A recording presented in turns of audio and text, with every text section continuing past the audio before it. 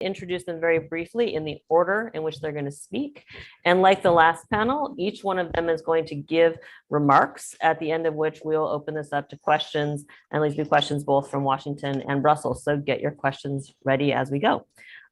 So with us, we are very honored and pleased today to have Francesca Albanese. Francesca is the UN Special Rapporteur on the human rights situation in the Palestinian territory. She's also an affiliate scholar at the Institute for the Study of International Migration at Georgetown University. Thank you, Francesca. We also have Professor Shaul Magid, who is here.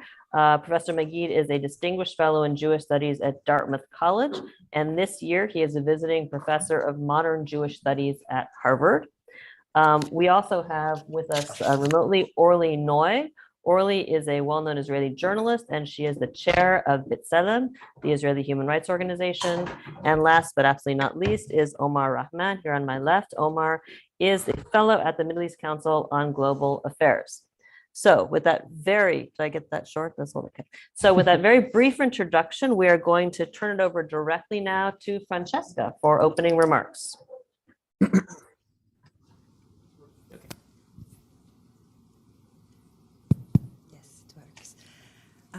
Good afternoon, everyone. I would like to thank the organizers for convening this timely event, for inviting me, and I will also salute my fellow panelists and participants. I do think that the 30th anniversary of the Oslo Accord is a critical juncture for a sober reflection on what has gone wrong, the challenges that persist, and any opportunity for progress in the Middle East. I deliberately refrain from using the term peace process in this context, since the current circumstances neither exhibit peace nor offer indications of a conducive process toward it. But it's an opportunity to resolve the pronounced lawlessness that seems to dominate. We are confronted with a stark political reality. The ongoing forever occupation, as someone, including my predecessor, Michael Link, has called it, characterized by an overt commitment to preserving and expanding colonies and the fragmentation of the Palestinian polity, which the divisions between major political Palestinian groups barely reflects. Paraphrasing the words of Daniel Levy, a former Israeli negotiator, I say, what we have seen is the language of peace in the service of illegal actions, disenfranchisement, and apartheid. And as Levy notes, the Oslo Accords have brought the challenge of conducting peace negotiations between parties with significant power imbalance to the forefront. But even more, it has exposed the challenges and implications of ignoring human rights and justice and the overall functions of international law in both its regulatory and remedial functions. Because the human rights in the OPT, the human rights situation in the occupied Palestinian territory has visibly worsened. And here are some of my remarks, which to an extent will overlap with what Omar Dajani has said, also showing how legal minds tend to align even without coordination. On top of the Oslo Accords having crystallized the fragmentation of the Palestinian territory, the economic sovereignty and the Palestinian people, they have condemned 60% of the West Bank, Area C under Oslo, to a state of uncertainty that has been considered land for conquest. And meanwhile, part of it is Jerusalem is completely closed to the Palestinians in the West Bank and Gaza is under an illegal blockade. This is the reality. An element that is apparent, hyper visible, but also invisible in the political discourse when it comes to solutions is the illegality that has been condoned over the years. Because the colonies constitute a war crime in and of themselves. And I know that both in Europe and the United States and elsewhere, there is a recognition of this illegality, but there is no consequences to this. Consequences, the measures afforded by international law and the UN Charter vis-a-vis this illegality has never been considered a possible recourse, not yet. there has been an intensification of violence, and it's both structural violence made of land confiscation, home demolitions, critical civilian infrastructure, including schools and hospitals destroyed, accompanied by a combination of micro-violence, abuses by soldiers and settlers, increasingly violent settlers, but also micro-violence of use of excessive force that has been deployed systematically against the population trapped in the Gaza Strip, but increasingly the people trapped in other forms of confinement in the West Bank and East Jerusalem. We shouldn't forget that despite Oslo and despite the limited autonomy that has been recognized to the Palestinian in even more limited areas of the West Bank, Israel has continued to rule over the Palestinians through a web of 2,500 military orders that regulate every minutiae of Palestinian life.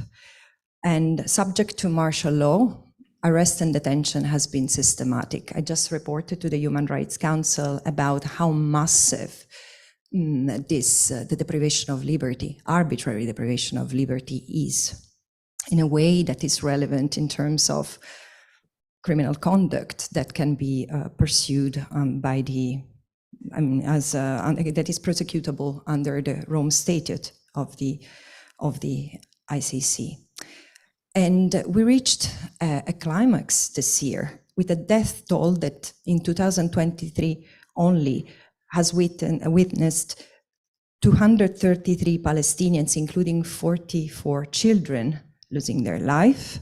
And during the same period, 31 Israelis, including 5 children, were also killed. On top of it, there has been an increasing level of restrictions imposed on the Palestinian people in terms of living space, but also in terms of civil society capacity to operate, because there has been an increasing persecution of human rights organizations, which have even been labeled as terrorists, really curbing a vital element of Palestinian capacity to resist in a peaceful way, to oppose in a peaceful way the occupation. But also there has been an increasing silencing of any critical voice, because one of the elephants in the room is that you cannot really talk in critical terms. You cannot exert scrutiny of Israel without being labeled as an anti-Semite. And all this remains unaddressed on a daily basis. The way forward is available, but we really need to operate. We really need to move on a paradigm shift. And I heard earlier, again, a reference to what is realistic. Not a one-state solution, not a two-state solution. And I say, fine, let's think in other terms, but the other terms cannot be, again, without putting at the center human rights, freedoms, and dignity. Self-determination cannot be an achievement, an end goal of any peace process. It should be a precondition, because no one without freedom can negotiate anything. And this is why it's so ingrained in the political discourse. It's so easy to talk of Palestinians receiving concessions instead of enjoying rights. And this is, I find this attitude worrisome, because it's extremely condescending. So what is needed, and I know it might sound fantasy, but it's imperative to bring international law back to the center, because only international law can bring equanimity between the parties, as they are called under Oslo, but again, without obnubilating the asymmetry between them. They remain the occupier, the occupying power, with obligations under international law, and the occupied, the colonized, because the settler colonial endeavor in this occupation is utterly visible. It's time for states to consider the measures afforded by the UN Charter in case of grave violations of international law. And this includes diplomatic, political, and economic measures. And as it has been done in other contexts, as we speak, think of Russia, Ukraine. And it's also decisive to dismantle the settler colonial architecture that has been built under the guise of occupation. This should be the priority. And this is going to be the only opportunity to unite and build on the work of anyone in the interest of both Palestinians and Israelis. I do insist that both Israelis and Palestinians are part of an anachronistic settler colonial endeavor, and both have a role to play. And the long-term interest in liberating themselves from this architecture means that, without downplaying the different suffering and the different responsibilities of Israelis and Palestinians in this context, but means that only mutual respect, dignity, freedom, and recognition is the guarantee for reinvigorating a path toward peace. Thank you. Thank you, Francesca. Very powerful statement. We're going to move now to Professor McGee. Shaul. Thank you. Thank you for inviting me, Khalid and Lara. So I'm going to speak about violent extremism, sometimes called religious violence in Israel. And I want to begin by making two distinctions, and that is a distinction between violent extremism and religious extremism. And the second distinction is between civil violence and state violence.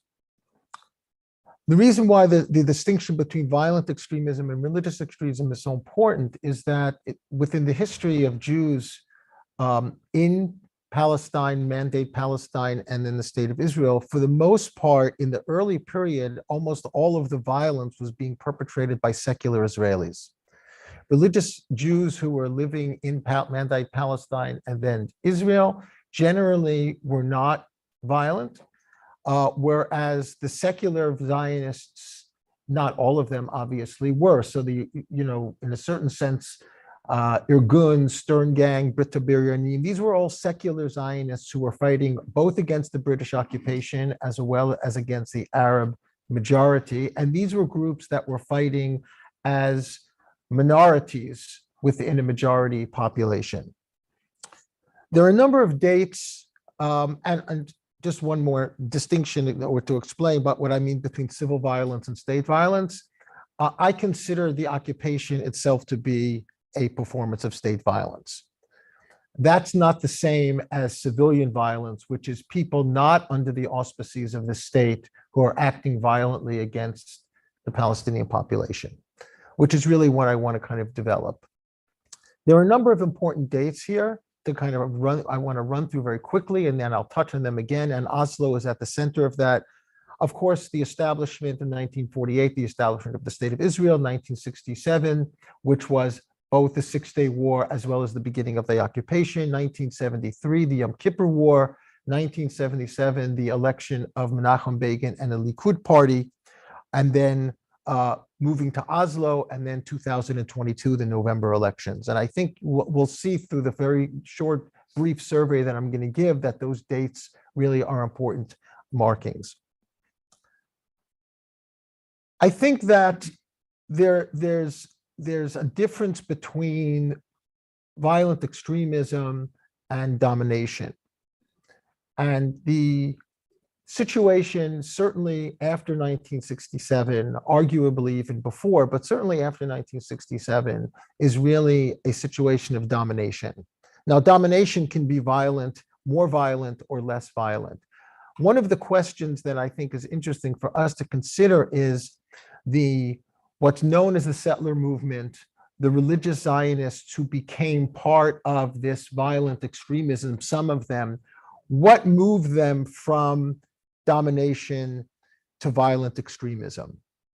And for that, I think Oslo plays a very important role, because most of the religious Zionists who became part of the Gish Emunim, or the Bloc of the Faithful, after the Yom Kippur War in 1973, were engaged in a certain kind of performance of domination, but really weren't acting out violently. And the reason that they weren't was, by and large, that the state was doing their bidding. As long as the state was controlling the Palestinians, as long as the state was acting violently toward the Palestinians when necessary, the settlers didn't have to do anything. They just continued their settler project, but they didn't have to engage the Palestinian people in a violent way. I think the shift from domination to violence happens in part because of Oslo. In the settler project mentality, Oslo was the moment when the state begins to turn against the settler project. The settler project that became national policy after Begin's election in 1977. So in a sense, part of what Oslo created was a situation where the settlers felt that the messianic romantic movement that was very much a part of the way they saw the unfolding after 1967, the state was starting to move against that, away from that, in terms of negotiating land for peace, a peaceful settlement, whatever the negotiations were before they collapsed. And the settlers then begin to engage in civilian violence against the Palestinian population for a variety of reasons. I think in part, there's a kind of triangulation going on between the settlers, the government, and the Palestinian people. Very often, the settlers act violently against the Palestinian people as a way to draw the Israeli army into the situation. So you see, in some sense, that the act of violence on the part of the settlers, to some degree, at least until 2022, was really a situation of trying to draw the army to do the bidding of the settlers. When those things don't happen, for example, in Amona, which was an illegal settlement that was dismantled, you saw instances where the settler violence turns against the state itself. By the 2010s, you begin to see the existence of what became known as Hilltop Youth, which is a group of individuals, they're not really so young anymore, I don't know, the Hilltop middle age, who are, in a certain sense, interestingly, anarchists in that they're anti-statists. They're not really engaged in the state. They're involved in a certain kind of, one might say, neo-biblical domination against the Palestinians, the acquisition of power for its own sake. Now, for the most part, these Hilltop Youth were really an anomaly. They didn't really have that much power. They weren't part of the political landscape. They were pretty excluded from what was going on politically. This is one of the things that changes with the November election in 2022, because the empowerment of Itamar Ben-Gvir and Bezalel Smotrich in these religious Zionist and Otzma Yehudit parties, in a sense, becomes a political representation of these Hilltop Youth. So that in a sense, you have these anarchist, anti-statist, in some sense, post-Zionist figures who are nominally religious in a normative sense, who were very much outside the political reality, now become political players. And one of the ways that you saw that was in the pogrom in Hawara, where you have hundreds of these Hilltop Youth and their affiliates who basically wipe out a Palestinian village. And as opposed to other similar situations which happened in the past, because Hawara wasn't the only time that was done, it was just the most viewed. It became part of the national and international news media. They actually enter into the political situation because of the power of people like Ben-Gvir and Smotrich. And one outcome of that, of course, is nobody was really held responsible for that pogrom.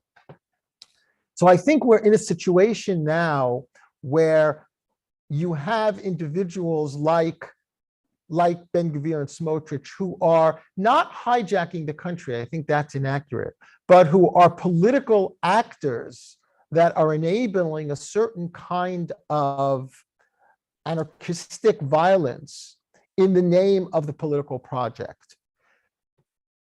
I think in an interesting example in terms of the distinction between Itamar Ben-Gvir and Smotrich, and of course I want to also mention, keep track of time, but I also want to mention, of course, Meir Kahane, who plays a very important role here. He, of course, rises in 1984, is elected to the Knesset and then he is ousted with the racism law in 1985 and then upheld by the Supreme Court in 1987.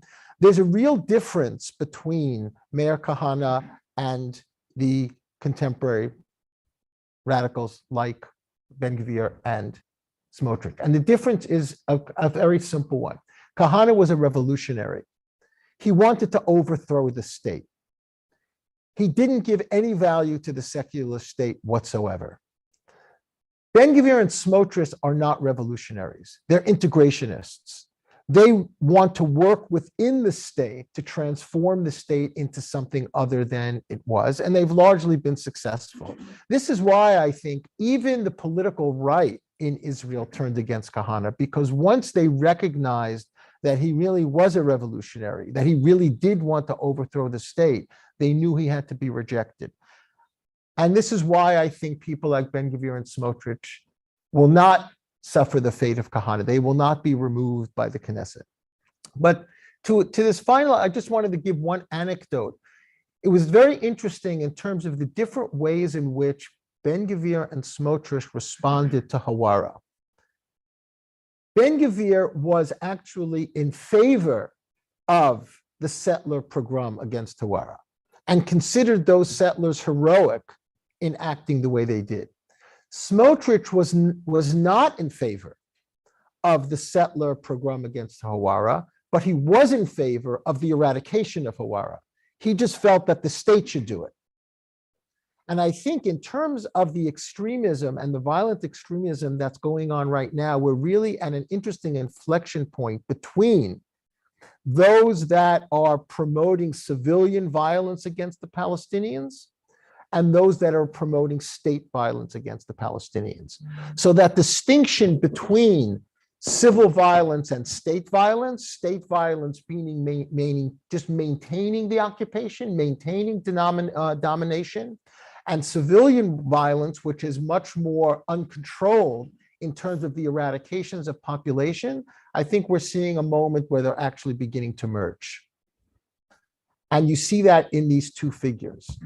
And I think this is a moment where, in a certain sense, the Israeli electorate more broadly is going to have to make a choice in terms of whether they are willing to separate themselves from this mergence of civil and state violence, or whether they're going to continue to allow that violence to move along without any kinds of serious consequences, which so far there have not been. Thank you very much, Joel. Next up, we have Orly. Yeah. Thank you so much, Lara. Thank you to the organizers for this opportunity to speak. I'll be speaking about the current wave of protest in Israel, and I'll be reading just to keep to the time restriction. So for the past 9 months, hundreds of thousands of Israelis have been taken to the streets every week in a massive demonstration against the judicial coup or the judicial reform, whatever you prefer to call it, led by Netanyahu's government, which became the broadest and most prolonged public protest in Israeli history.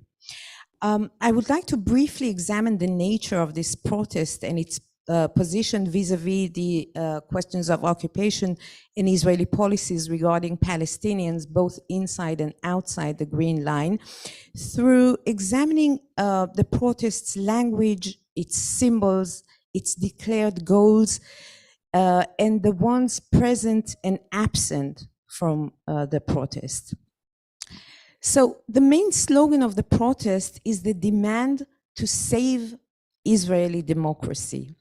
Therefore, the protest is based on the fundamental assumption that Israeli democracy does, in fact, exist and is currently under attack by the judicial reforms promoted by the government. In other words, the protest is deeply rooted within the Zionist consensus, and from that position, its goals and horizons are derived.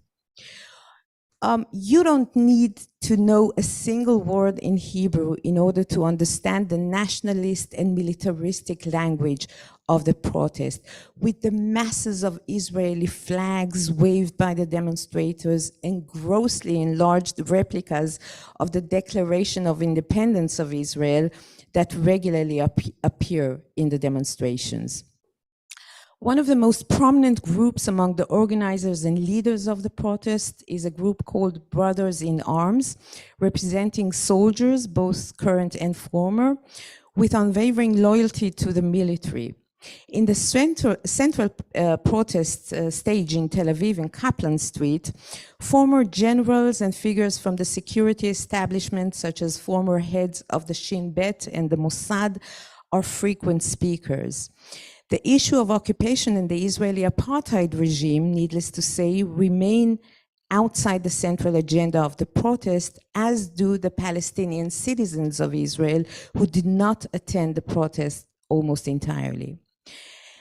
The protest's ultra-Zionist framework and its nationalistic militaristic language correlate, of course, with its goals: to return the situation to the day before Netanyahu's current government, to secure the liberal rights of the Jewish secular citizens, which are now under threat, and to allow the oxymoron of Jewish and democratic state to continue securing Israel's place in the club of Western democracies.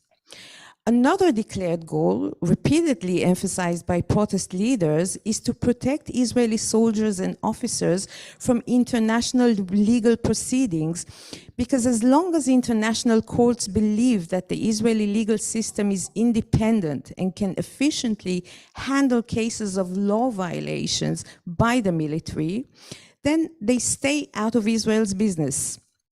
This is despite the next to zero rate of convictions of soldiers by the Israeli legal system, even in cases of grave war crimes committed in the occupied territories. So it is not surprising that in early July, when Israeli forces were carrying out yet another lethal attack on Jenin refugee camp, Shikma Bresler, probably the most identified person with the current anti-Netanyahu protest, tweeted, and I quote, "In order to make sure that our hero children, brothers and spouses will not be exposed to persecution at the ICC, we must make sure that Israel remains a democracy." It is important to understand that this protest is fully a conservative one, and consistently refrains from addressing two fundamental questions. How did we get here? And where do we want to go from here? Because these two questions would necessitate a deep discussion about fundamental issues, such as the very meaning of Jewish and democratic, and the ways in which it has been implemented for decades, something that the protest seeks to avoid at all costs, not only because it wants to avoid controversial issues that will keep many of the potential demonstrators from participating, but also because such discussions threaten the very DNA of the protest itself. Moreover, they could reveal the direct link between Israel's founding logic since 1948 and the current government's policies, and thus dispelling the claim that this government deviates from the notion of Jewish and democratic, which the protest wants to present as an axiomatic truth. The question of how we got here would necessarily lead to a discussion about decades of Jewish supremacy, of which the current government is an inevitable outcome. The question where we want to go from here is irrelevant to the protest, because its main goal is to roll the clock back to the time before the judicial coup, so it does not need to envision new horizons. Therefore, since the protest avoids addressing questions related to the essence of the concept of democracy that it demands, it focuses almost entirely on the structural and procedural aspects of the concept of democracy. Yeah, questions like who has the authority to appoint judges? What is the proper balance between the judiciary and the legislature, and so on. It is, of course, true that a functioning democracy requires strong democratic structure, and it is crucial to fight for it. However, these protests blatant avoidance of any meaningful discussion about the essence of democracy, especially when the current government is promoting extreme agenda almost in any aspect you can think of. And I'm talking about women's rights, LGBTQ rights, equal education opportunities, and so on. And of course, very direct threat to the civil rights of the Palestinian citizens. This avoidance stems more from a fear of opening a Pandora's box called Israeli democracy than from a commitment to protect democracy itself. It should be noted that since the start of the protest, there has been a persistent and ongoing effort to include the issue of occupation and even the issue of apartheid in its agenda. In almost every demonstration, especially in the major cities, there is a presence of the Bloc Against the Occupation, a group that began its activity in the protests against Netanyahu 2 years ago, what was known then as the Balfour protest, and today shows up in the protest with signs against occupation and with Palestinian flags. Initially, those activists were met with great amount of hostility and even violence by other protesters, with people trying to forcefully remove them from the demonstrations and people from Brothers in Arms brutally tearing Palestinian flags from their hands. I think that there has been a change in the general attitude towards the Bloc's activists. The level of hostility is perhaps not as high as it used to be at the beginning, but I think that the impact of the Bloc Against the Occupation has not been that significant either. It is true that after the brutal pogrom mentioned earlier by the settlers in the town of Hawara, even the words Jewish supremacy were mentioned on the main stage of the protest by Shikma Bresler. But I don't think that this term was used in the sense of the Jewish supremacy that is being practiced by the apartheid regime maintained by Israel, as argued by B'Tselem and other human rights organizations, but rather referred strictly to a more vulgar appearance embodied in figures like Itamar Ben-Gvir, Bezalel Smotrich, and the Top Hill youth that also were mentioned earlier.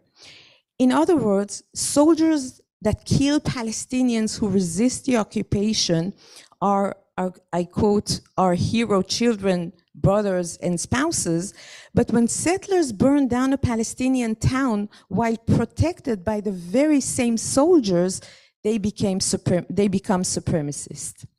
So in conclusion, the issue of occupation and the issues of occupation and apartheid are almost entirely absent from the central discourse of the protest, as are the Palestinian citizens.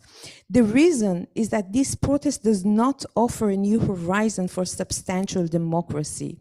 Rather, it is more of a collective rage by a camp against the final stage of the taking over of the country by a new fundamental messianic elite, which has been nourished by the notion of Jewish supremacy, a protest that seeks to maintain the status quo from before the judicial coup with regards to power relations between Jews and Palestinians, and also between within the Jewish public itself. In the best case scenario, it will completely halt the judicial reform and perhaps even lead to the downfall of Netanyahu's government, as did the Balfour protest in 2021. But it's worth remembering what we got instead of Netanyahu back then. what was called the government of change, led by central-left parties, that has been the most lethal towards the Palestinians in the West Bank for 2 decades, and which eventually disbanded itself in order to save the law that regulates the apartheid regime in the West Bank. I for sure do not mean to underestimate the protest. The current Israeli government is extremely dangerous with an explicit fascist tone. It is crucial to resist it in every possible way. But the Israeli public was allowed for way too long by the international community to believe that democracy means something completely different than what it actually is. As long as the protest movement is not able to incorporate the issue of occupation and the organizing logic of Jewish supremacy in its analysis of the factors that brought the Kahanists to power, its horizon will not be significantly different, and we will be doomed to end up in the exact same place, if not worse, even if the protest fulfills all of its goals. Thank you. Thank you, Orly. And now we're going to move to Omar here in Washington. Thank you, Laura. I like that point that the international community has allowed Israel to believe itself a democracy, not just held unaccountable. It's a very interesting point. And thank you to the organizers. I was asked to address the state of play, the current state of play in Palestinian politics. And of course, that's the state of play is an absolute disaster. Is your mic on? I turned it on. Yeah, it's showing on. It's okay. It's plagued by dysfunction, division, corruption, and an ever deepening crisis of legitimacy for Palestinian institutions and the leadership at their helm.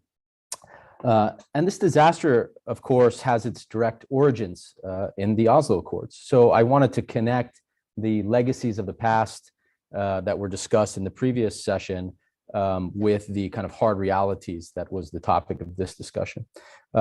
And those are not only the kind of design flaws that were mentioned and the faulty structures that Oslo created, like the Palestinian Authority, the zones of jurisdiction, areas ABC, the permit system, geographical separation, et cetera.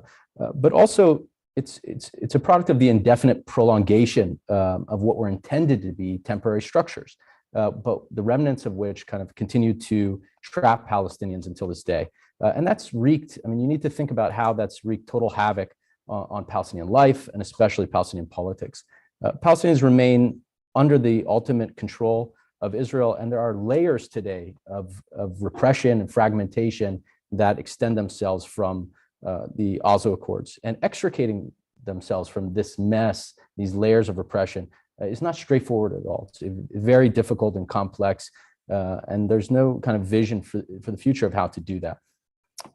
So there's many ways to kind of describe what and capture what's happened. One way I've tried to do it in the past is to frame kind of this dysfunction and confusion in Palestinian political life by categorizing it in 3 ways: institutionally, representationally, and in terms of the relationship between Palestinians and Israel that was created or reframed by Oslo. So institutionally, there are obviously 2 central bodies in Palestinian politics. There's the PLO and the PA, and you can throw the state of Palestine into that as just another layer, which adds confusion. But those 2 in particular have distinct roles in Palestinian politics. But over time, these institutions have become conflated and their roles very difficult to distinguish. And this has made them ineffective and unable to serve Palestinian national interests. It's created an over-centralization of power. There's a total lack of accountability and the failure to fulfill their roles, and kind of confusion over representation, who represents Palestinians in what context, et cetera. When the PA was created in 1994 pursuant to the Oslo Accords, it was intended to be a provisional entity that would last no more than 5 years. And to implement the agreements, its role was to implement the agreements signed between the PLO and Israel and to assume governing power ceded by Israel in the occupied territories. The PA, again, was simply a temporary administrative limited self-rule until a final outcome was determined through negotiations. But its role was subordinate to the PLO, which was the internationally recognized representative of Palestinians and the negotiating partner of Israel. But those distinctions, immediately after signing the Accords, quickly broke down And in part, that's a result of Yasser Arafat assuming control of both institutions, and there are reasons for that. In terms of wanting to control these processes as well as maneuverability. These are, as everybody notes, and the design flaws, very poor agreements that were signed. And I think Arafat believed that he could kind of steer the process to where it wasn't written down on paper. And that may have been an overassumption or an underassumption of the straitjacket he was in, and an overassumption of his abilities. But over time, that PLO-PA hierarchy became inverted, and the PA eclipsed the PLO in importance, despite its inherent temporality and parochiality. And the funds and resources flowed into the Palestinian Authority and empowered it and away from the PLO.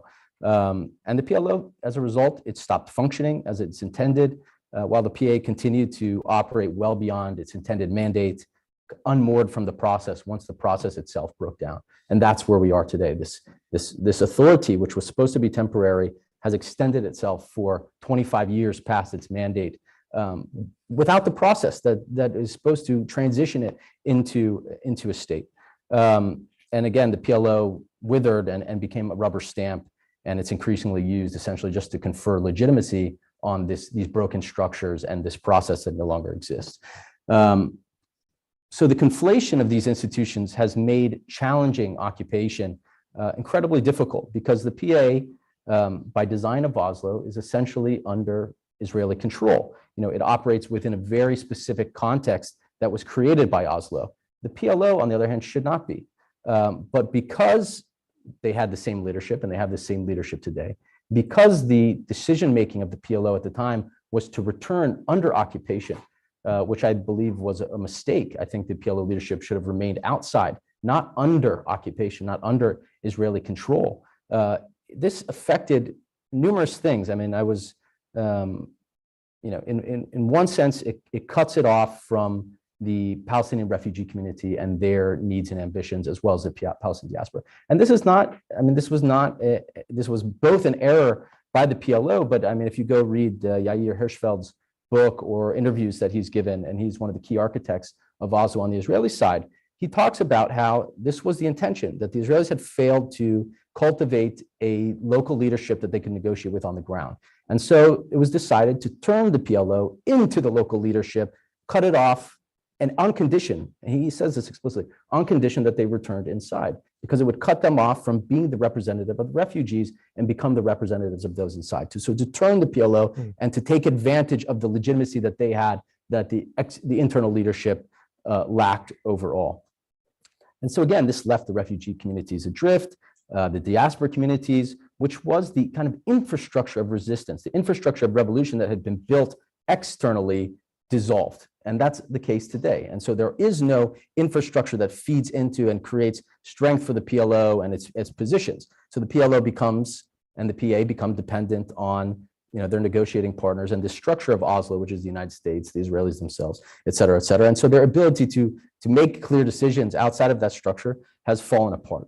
Again, no independent decision making. And the other outcomes are, you have the conflation of these multiple entities, which serves for the leadership. They've compensated for the lack of a single entity, a state, and they've taken on, Abu Mazen has all these different hats that he wears, and you see him, flying around the world, flying to China as the president of Palestine, and he's feted as such when he doesn't even travel to Nablus or Jenin, and he can't without permission from the Israelis themselves. So there's a complete disconnect between these two things. So you're blurring this asymmetry between Israel and the Palestinians themselves, because the PA is being treated like a state, even though it remains in and negotiates from a position of near total subjugation to the Israelis. And so this also reduces the incentive structure for the political elites to abandon this structure, because it's the source of their source of their privilege within Palestinian society. So there's no desire to kind of challenge the Israelis to risk disrupting it or to dissolve the PA if that's the necessary step that's deemed by the Palestinians, or even to cut off security coordination with the Israelis. And again, this also leads to poor governance because it obscures transparency and accountability. Second is the representational aspect of this. Palestinians today have no legitimate leadership. It's weak, it's divided, and it can't speak coherently in the name of all Palestinians today. The schism that occurred between the Fatah-dominated Palestinian Authority in the West Bank and Hamas government in Gaza in 2007 has not only split the Palestinians politically and physically and institutionally, but it's paralyzed the entire system of governance and prevented accountability, especially through the ballot box. And despite numerous attempts of varying degrees of seriousness to reconcile, that has obviously never occurred. And so, elections haven't happened to the PA since 2005, 2006. The Palestinian National Committee, which is the legislature of the PLO, hasn't convened in a legitimate manner in decades. And in the absence of that kind of electoral legitimacy, both sides have increasingly relied on repression and their respective security apparatuses to crush dissent. Abbas himself has monopolized power institutionally in decision-making by consolidating control over the institutions and sidelining his opponents.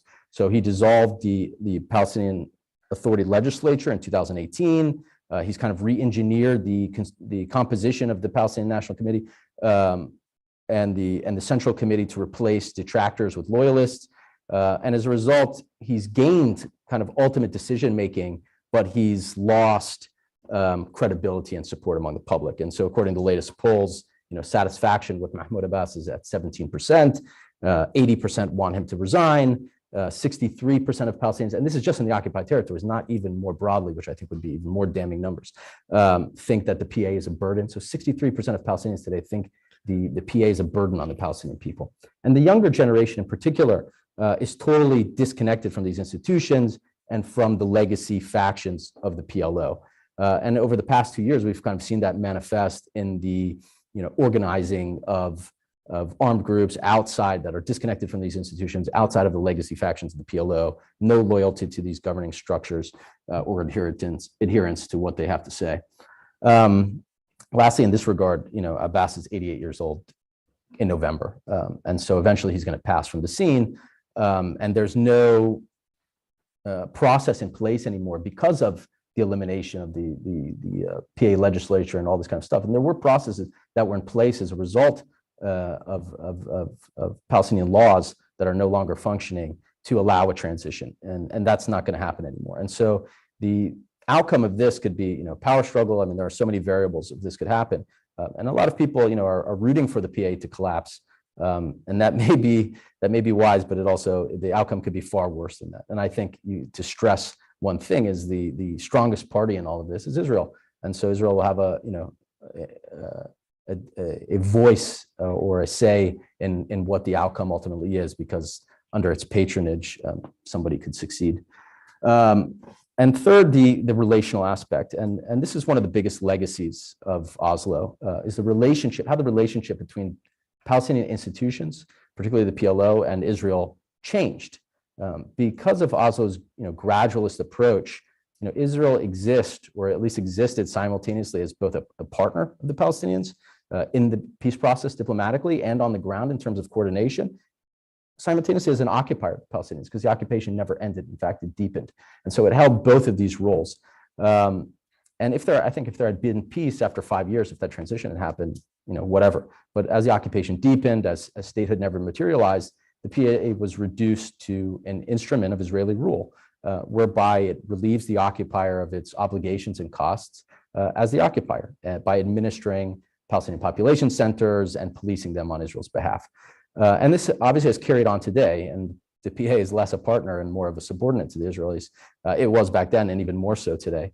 But policing Palestinian population centers, which the PA continues to do today, has completely eroded its legitimacy among its constituency, because it at the same time can't protect Palestinians from Israeli military and settler violence at the same time. So its position among its own people is completely hampered. And so it again has to keep relying on its repressive capabilities in order to stay in power. And it's also hampered any ability to effectively challenge the Israelis' rule, and that's not just on the ground, but diplomatically at times. So you saw, in 2004, after the ICJ ruling against the wall, the Palestinian leadership took no action right? And this led to Palestinian civil society a year later taking action in the form of BDS call and so on. When the Goldstone report was issued in 2008, 2009, I don't remember exactly, the PLO didn't follow up, actually stood kind of as an obstacle to that. And the PLO's relationship to the BDS movement and its relationship to this shift towards the apartheid framework and stuff like that is very, it acts more as an obstacle than as a driving force. And so one last point on this side of things, this semi-cooperative relationship that the PA maintains with Israel, has really muddied the waters for the international community as well, and for Palestinian allies in the Arab world. And we've seen the result of that. So, the kind of post-Oslo relationships that developed by Palestinian allies in the Middle East with Israel and Israel's relationships actually more broadly in Africa and Asia kind of exploded after the Oslo Accords, even though peace never materialized. And, we get to the point where we are today with the Abraham Accords and the, Saudi negotiations and stuff like that, because this legacy of the Oslo Accord, the Oslo era is still intact to some degree. And it's very difficult for the Palestinian leadership to tell, its allies in the Middle East, you can't talk to Israel when they're cooperating with Israel on a daily basis. And so, again, despite all evidence to the contrary that Israel has no intention of relinquishing control, and despite the failure to reach its goal of a Palestinian state, especially after the Fayyad strategy and Fayyad plan of 2011, 2012, the PA remains locked into this agenda. There is no, as far as I can discern, plan B, and there never has been one. And so it's continually doubling down on this reliance on Israel and this reliance on the United States. And that's gotten it nowhere and created a huge divergence between it and its own public. And again, there's no exaggeration, I think, to say that the leadership has become a principal obstacle to Palestinian political renewal and the reformulation of a strategy to achieve self-determination. I think there's another element to this. There's no acknowledgement of how the PA's ongoing state-building project contributes to Israel's entrenchment of apartheid, because it's with the aid of the international community and its finances that two parallel infrastructures have developed in the occupied territories. And essentially, the implementation of state building, over which Israel exercises the ultimate discretion of where things go and what gets built. It's allowed, and with donor financing, it's allowed Israel to resolve a paradox, or at least in its mind, resolve a paradox that kind of has confounded Israeli policymakers for generations. And that's how to keep the land without the people itself.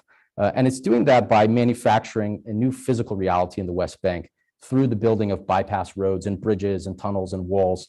And it's superimposing one spatial grid on top of another so that these two people can occupy the same geography without the same topography. So they never meet in the same place, but Israel maintains its control. And this has led to the crystallization of apartheid that we see today.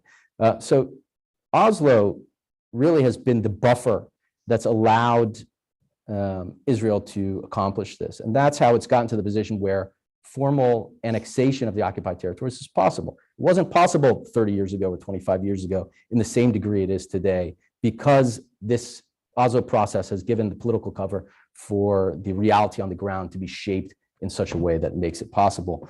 One last point, if I have this time. Okay. Beyond all this dysfunction within the formal structures of Palestinian politics, there is a lot of dynamism outside of it.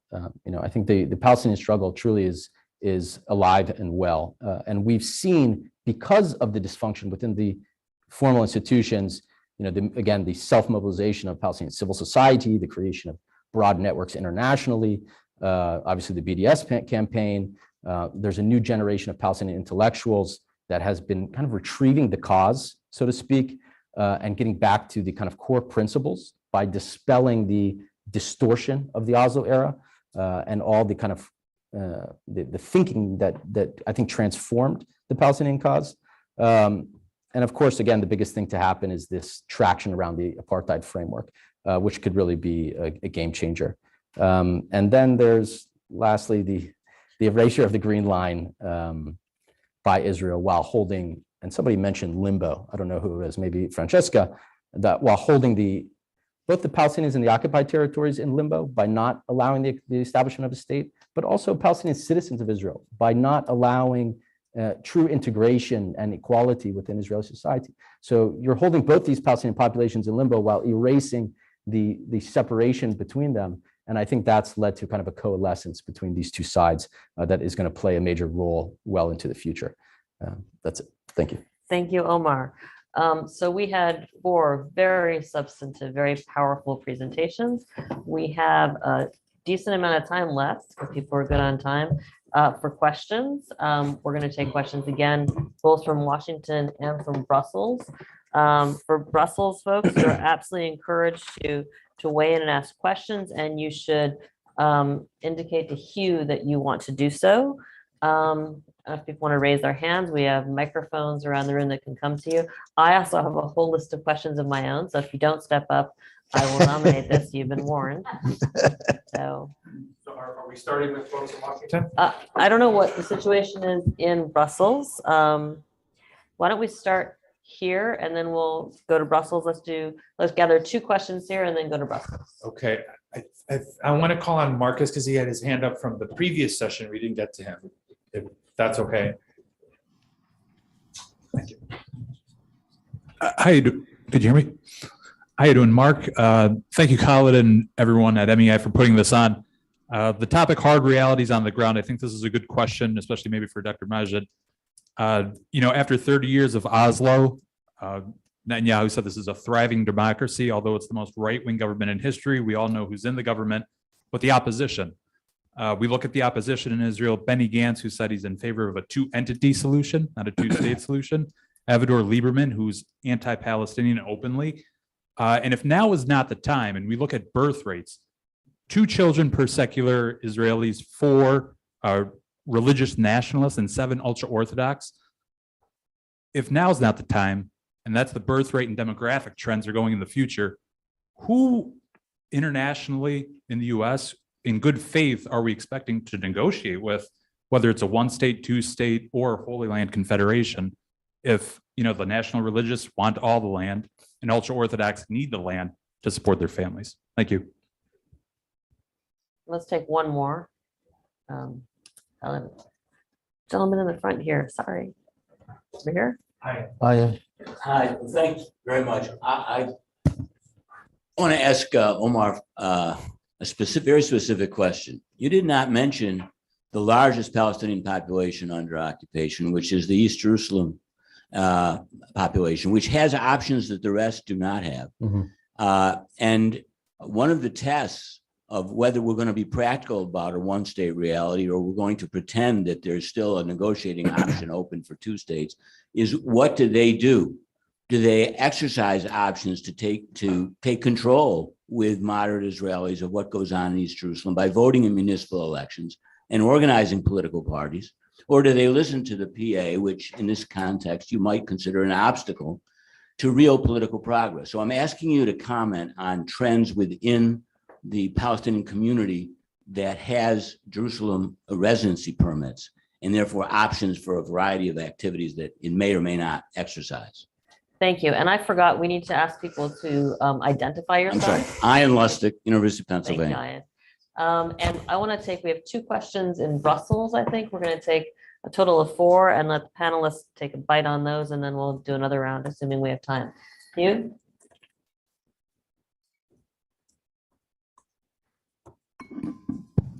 Thanks very much, Laura. So we have 2 questions in Brussels. We'll start with you, Aziz. Thank you very much. Can you guys hear me? Okay, fantastic. All right. So Aziz Al-Ghashian from Richardson Institute. My question is for Francesca. I find it very interesting to see this exchange of apartheid, this charge of apartheid, because when people talk about apartheid, usually the people that are trying to defend or argue against that there is no apartheid here say, no, there's Arabs that are voting in Israel and there's Arabs that are participating in Israel, but we all know we're talking about the actual occupation. I just want to know what does it take to make it an official categorization that this is an apartheid? What are the obstacles to this to make it an almost undisputed form of apartheid, or that are classified as an apartheid? Thank you. Thanks very much, Aziz. And we'll take a second question from over there. Yes, Nozomi Takahashi from European Coordination for Palestine. My question, previous panelists spoke about failure in design or implementation about Oslo.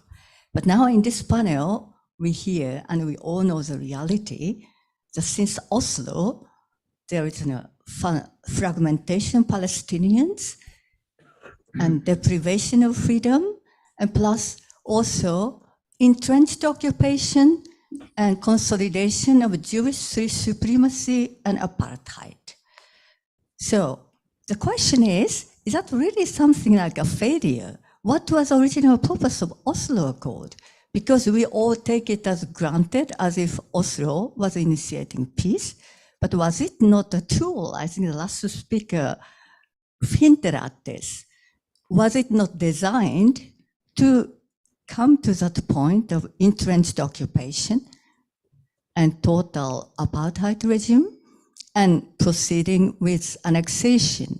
So I just would like to answer from any of the panelists. Thank you. Fantastic. So we have 4 questions and we have 4 panelists. A couple of the questions are directed at specific panelists and they can take those. I would say that any of you can take any of them that you feel like you have something to say on. I'm going to suggest that we do reverse order. And we start with Omar and end at Francesca, if that's all right. So I'm going to ask everyone to be brief in your answers so we can get through another round. So Omar, you're first. Okay, I guess I can answer Ayan, although I don't think I have a satisfactory answer, to be honest. On the position of East Jerusalem Palestinians, they do indeed have more options. They could exercise those and have not fully exercised them, I think, up until this point. One, out of preference for being part of Palestinian state, out of a desire not to validate Israel's illegal annexation of East Jerusalem, and also out of, I think, deference for the Palestinian leadership and its efforts to achieve those aims.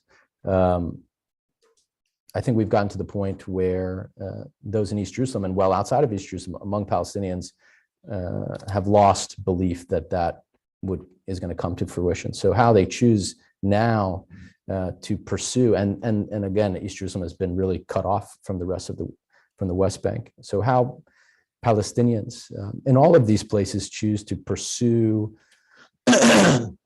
their own rights in the absence, in the absence of a coherent strategy or vision from Palestinian leadership, and the absence of legitimacy for any Palestinian leadership whatsoever, I think is a little up in the air. I don't see any kind of coherent direction in which everybody's moving at all. Not in any place. Not among Palestinians in Gaza, Palestinians in the West Bank, Palestinians in refugee camps outside of the country, or in East Jerusalem itself. So not a satisfactory answer, but I think people are kind of waiting in limbo, waiting for that strategy to develop itself. And I think it comes down to putting the Palestinian political house in order before those kind of decisions can be made. Or maybe people make them on their own and they go seek Israeli citizenship and a say and a stake in their own lives and how they're governed. I think that's happening to some degree in an increasing way, but not at like a full-scale movement towards that. Thank you. Orly, do you want to comment? I was thinking that you might want to weigh in on the question of the point of Oslo in the first place, peace or supremacy.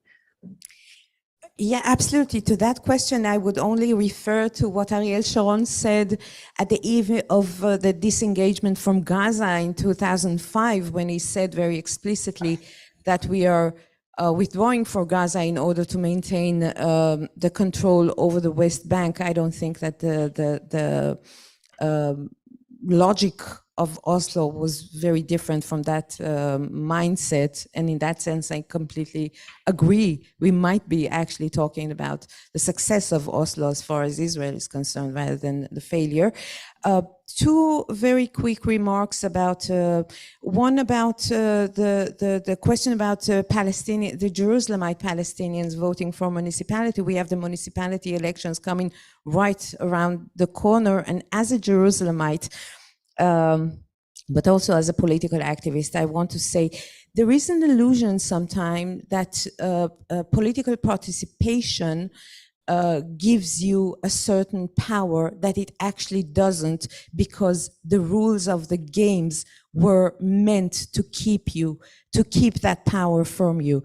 And I think that when we're talking about potential Palestinian participation in municipality elections, and of course we should remember that the Palestinians in Jerusalem are residents of the city, not citizens, so they cannot vote for the parliament, but they can for the municipality. But think of the example of the Palestinian citizens participating in the parliamentary elections. It did not gain them not the relative power relatively to their portion among the Israeli population that it was supposed to. And the thing is that Israel keeps changing the rules of the game in order to prevent that power from the Palestinians. So I'm sure that if the Jerusalemite Palestinians were to participate in the municipal elections, at the cost of giving up that keeping of Jerusalem as a symbol, as a national symbol, with a tremendous cost for so many years, then Israel in various ways would very quickly change the rules of the game to make sure that they cannot actually promote a single municipal agenda, even after participating. And I know that the question of apartheid was not directed to me, but I do want to say something about it, because we published in B'Tselem a very thorough report with our analysis of why we call it an apartheid regime in the entire territory under Israeli control. And again, and this relates also to the previous answer, democracy is not just about political participation, certainly not when it's manipulated, that participation, in a way that it's being emptied of any substance. So if you look at, you mentioned the political participation of, it's true, the Palestinian citizens can vote, but you know that time and time again, the basic law that regulates who can actually run for the Israeli Knesset, for the parliament, declares that you must be committed to Israel as a Jewish and democratic state. This is Article 7A in the Basic Law of the Knesset, which has a very interesting history, because that article was initially put there to prevent the Kahanists from entering the Knesset, because they were not aligned with the democratic part of the equation. Now the Kahanists are in the most prominent positions in the government. And the second part of that equation, the Jewish, acknowledging Israel as a Jewish state, is time and time again canceling out the right of Palestinian parties to run for the Knesset by the Knesset Electoral Committee, and only the Israeli Supreme Court gives them the right to actually run and brings them back to the game. I'm also an activist with the Palestinian Democratic National Party of Tajammu Balad. And I want to tell you, the last time in the last elections, when the Knesset, as usual, ruled out Balad from participating in the elections, do you know what was the explanation of the Supreme Court judge who actually allowed Balad back in the game. He said, well, they can be allowed to participate because they have no actual chance to fulfill their agenda. So this is sort of a farce democracy that you can run because it looks nice for the Israeli so-called democracy. But if you have a slightest chance of actually fulfilling your very democratic agenda, then we will keep you out. Thank you. I think there's a direct question to you, Shaul. Yeah, Demographics. it's a great question. And I want to answer briefly, just making 2 points. First of all, the rates of immigration of Jews from the diaspora that move to Israel are largely right-wing, also largely Orthodox. And the rates of emigration of Israelis moving to the diaspora are largely left-wing and secular. So if that continues for another couple of decades, it's gonna definitely create a demographic shift. But the more important point, which I didn't get a chance to raise, but it's crucial, is the nationalization of the ultra-Orthodox constituency. For most of Israel's history, ultra-Orthodox Jews voted transactionally, meaning that they were voting for their parties in order to get money, in order to make sure that they get exemptions from the army. That was simply a transactional community. And that is actually changing. David Ben-Gurion basically said, one of 2 things is going to happen with the ultra-Orthodox at the establishment of the state. Either they're going to leave the country, because why would an ultra-Orthodox Jew want to live in a secular Jewish state? Or they'll eventually secularize. And he's wrong on both counts, but what's ending up happening is that they're nationalizing, but not secularizing. And if you take that ultra-Orthodox mindset and you put it into a political register, it comes out very close to Kahana very quickly. So I think one of the things that we saw in the November 2022 elections is that young ultra-Orthodox Jews are increasingly not voting only for the ultra-Orthodox parties, but they're voting for the far-right parties because simply they're becoming more Israeli. And I think that shift, given the rise of the ultra-Orthodox community, as you said, in terms of birth rates, over the course of a number of decades, with the immigration rates, with the rise in the population of the settler community, I think you're right.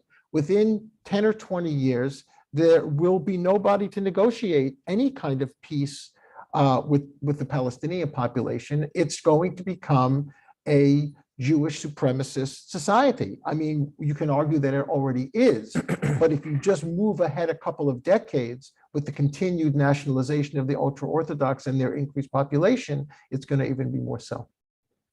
Thank you. And Francesca, you get the final word on this round. Oops.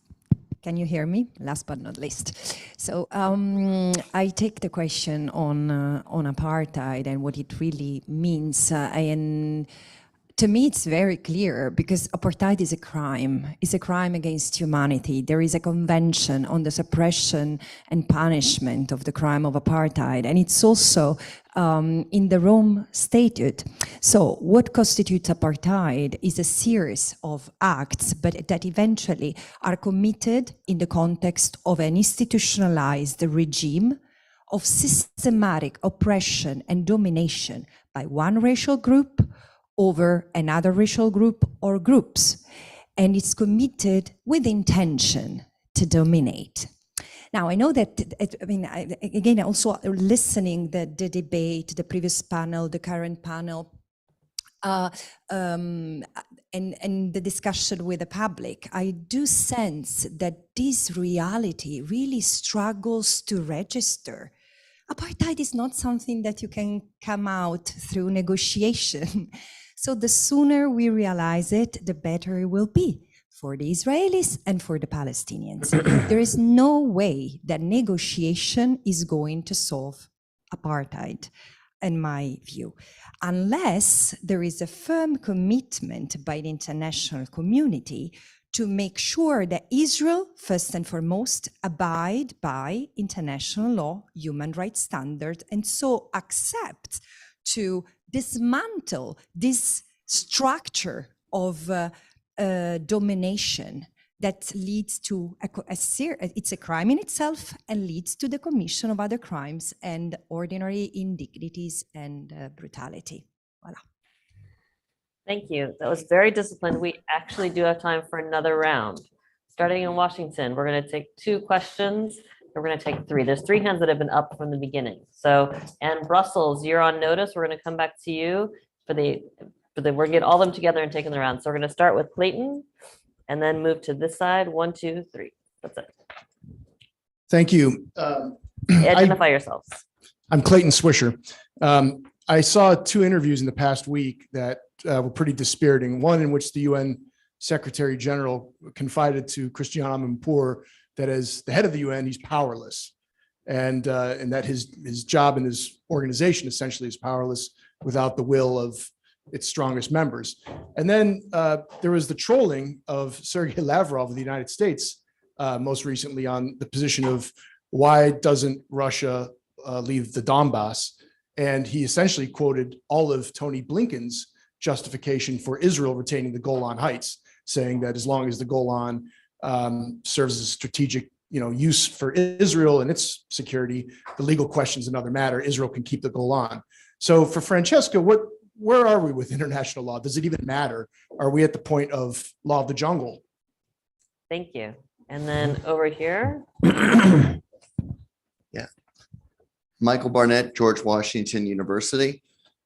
The panel is about confronting those hard realities. And along with the first panel, a lot of conversation turns towards not quite solutions, but what can and what will be done. In the interim, those hard realities are, settler violence, Israeli state violence, dispossession, house demolitions, so forth and so on, which suggests to me that a much more practical question is civilian protection.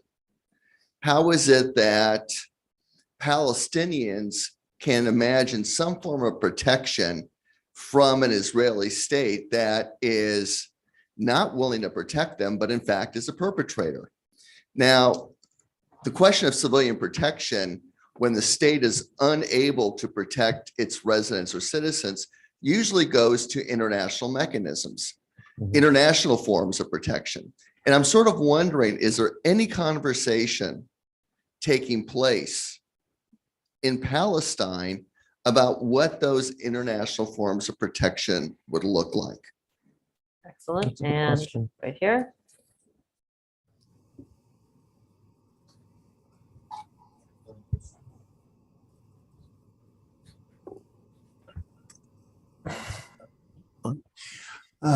Hi, I'm Paul Sham. I'm a professor at University of Maryland.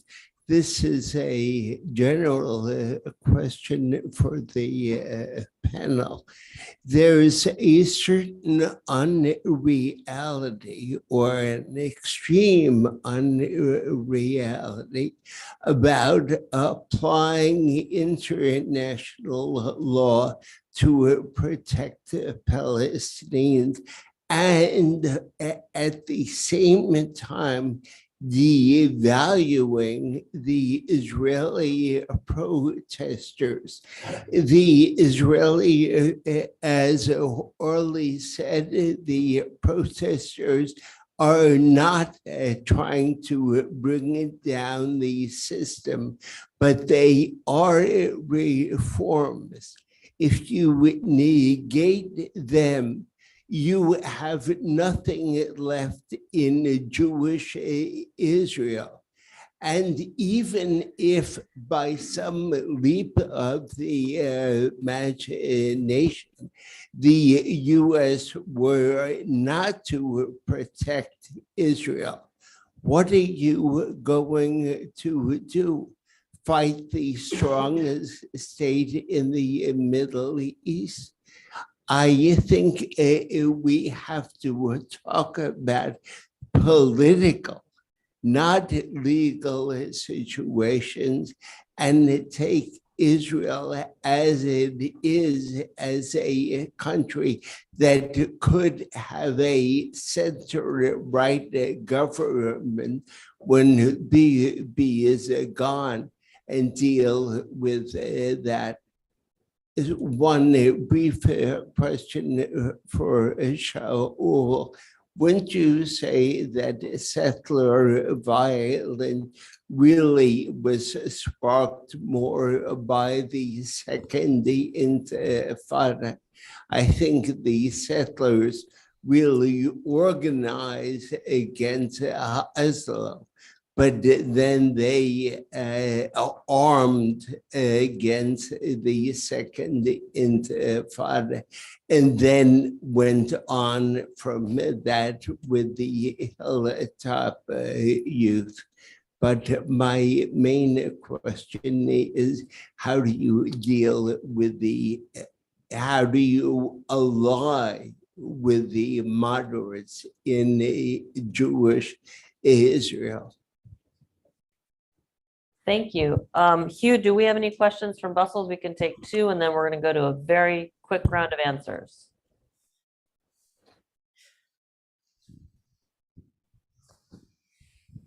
Thanks. It relates to a question from DC, the floor in DC actually, which is we've seen this kind of possibly even unprecedented convergence of interests with Israel among the US, the EU, and now seemingly the Gulf. And my question really is how to instrumentalize international law given these kind of overarching geopolitical interests. It's Beth Oppenheim. Thanks. And I will add my own question to Omar. Well, actually, two-part question. Is the Palestinian national movement actually reformable? That's the first question.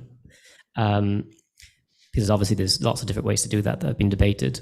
And then the second thing is you kind of cryptically talked about the Palestinian leaderships with the PAPLO getting behind apartheid and how that might not be helpful, which I may have misunderstood you.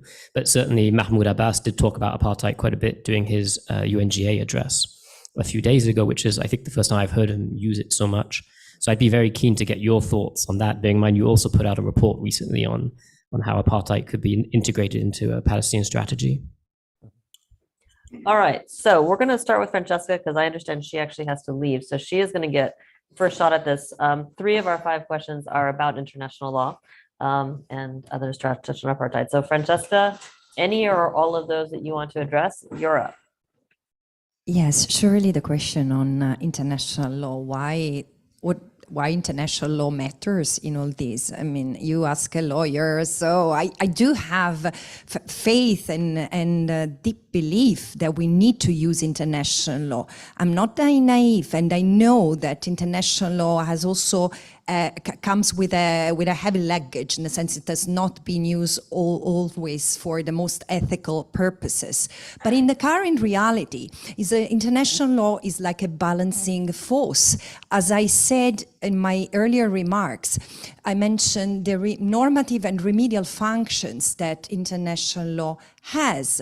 It has the power to regulate, and it does, because there is a very complete and concrete framework which says what it's doable and undoable, the do's and don'ts in the current reality. And Israel manages to violate most of international human rights law, international humanitarian law, human rights law, and to a significant extent, international criminal law. So the normative framework is there. What is not there is the compliance. And I'm reminded of my classical studies many, many years ago when, where we were taught that in old Greece, hubris was more severely punished than ill treatment, than inflicting physical treatment, because arrogance is something that, if not addressed, leads to a very defeatism in society. Is a very bad example to leave it unaddressed. And this is what the international community needs to remind itself, that by leaving Israel continues to act with impunity, it's the old reputation of the United Nations, and it's the old regulatory and remedial function of international law that gets tarnished. And indeed, it cannot be used to, let's say, to enforce a rule of law system, or to prevent aggression, to prevent settler colonialism, as it's happening in other cases, because in fact, Israel is setting a new practice that is being condoned by the international community. Thank you, Francesca. We are going to move to Shaul. I'm going to say I have permission to run 5 minutes over, and we have 3 speakers and some very heavy questions. So I'm going to ask our speakers to be very telegraphic and disciplined. 2 very, very small points. First, on the center-right question. The center-right in Israel now is not really interested in any kind of equitable solutions to the Palestinian problem. So that doesn't help it. On the question of Oslo versus the Second Intifada in 2000, I think there's a distinction. I think Oslo was considered to be in the settler and community as a kind of Nakba, as a kind of catastrophe that then became the beginning of this violent reaction. The Second Intifada was really that which pushed the larger population to become more sympathetic to the settler movement. I don't think that the Second Intifada ignited settler violence. I think it justified it for a lot of people who were very optimistic about Oslo in 1993, and that optimism became exhausted in 2000 with the Second Intifada, which then made them more willing to be sympathetic to the more right-wing position. That's how I see it. Fantastic. Orly, your last comments on anything you want to address in the questions or anything else? Yeah, okay, thank you. Just a very quick remark regarding the concept of civil protection, and just to emphasize how crucial it is. We tend to only focus on the West Bank. I do want to remind everybody that what has been happening with the taking over of organized crime inside the Palestinian society, the Palestinian citizens inside Israel, without the Israeli officials doing anything about it, is absolutely horrifying. We are witnessing murders and sometimes, like today, massacres almost on a daily basis. And we should keep in mind that the person in charge of the security of the Israeli citizens, including the Palestinian ones, is now Itamar Ben-Gvir. And if we are talking about the West Bank, it's not that we are saying, violence, settler violence. One really needs to understand the magnitude of that phenomena. We are talking about a tremendous area east to Ramallah, already evicted of all of its Palestinian communities, flooding because of settler violence. One of the villages, the Palestinian villages in the West Bank, that is a repeating target for settler violence is worth mentioning, in particular the very small town of Turmusaya. And I'm mentioning that particular town because more than about 70 or 80% of the residents of Turmusaya actually hold American citizenship, and they are being tortured on regular basis by the settlers. I cannot think of another single example that American citizens would have been targeted in such severe acts of hate crimes without America saying something about it. Absolutely, thank you. All right, Omar, you're going to get the last word on the panel. Yeah, I'll try to keep it very brief. First of all, to Michael's question about the international forms of civilian protection, I mean, this is something that I'm really trying to focus on immediate term. And there were, I think, discussions, I mean, even dating back to the height of the Second Intifada around like an international custodianship that could offer protection to Palestinians from Israeli violence. I think we've moved quite a bit away from that. But I don't think, I think you need to move the international focus away from this kind of default position around two states and this kind of negotiated solution, ignoring the reality around civil protection on the ground and the fact that Palestinians are vulnerable to this type of violence, have no rights, as well as security. I think that really needs to be the focus. But of course, when it comes to some kind of mechanism that protects Palestinians, I think you're in the face of Israeli opposition to those kind of things, because it conflicts, at least in the West Bank, with their own control and extension of sovereignty, even de facto, over the occupied territories. With Gaza, it may be a little bit different, but even somewhat the same. So I think nothing happens until you change the international approach to holding Israel accountable for those violations. On the Palestinian national movement, if it's reformable, a lot of my comments today actually were taken from a paper I wrote a few years ago on reforming the Palestinian national movement. So I do think it's reformable. It's not a straightforward path, but I think it's something that needs to happen. When it comes to the PLO not getting behind apartheid, if I understood the question correctly, I think, yes, okay, Abu Mazen may mention apartheid. They may see that it's getting traction. There was a very important statement, or major kind of statement, that came along with Palestinian civil society and BDS, that came from the PLO on the issue of apartheid. That was a major change. But in my own research and investigation and conversations with officials and others, as part of this apartheid paper that I published a few months ago, it appeared to me that there's no serious effort whatsoever on behalf of the Palestinian leadership to address this issue and to kind of take concrete steps to join the larger campaign, to lead it, to do anything in that regard that's going to destabilize the situation as it exists today. Great. Thank you all for a great panel. Thank you, Lara, for your excellent moderation. Thank you, Shaul, Omar, Francesca, and Absentia, and Orly. Now we're going to move to lunch for people here in Washington. And with that, we'll also bid farewell to our friends in Brussels, and we will see you tomorrow. And thank you again.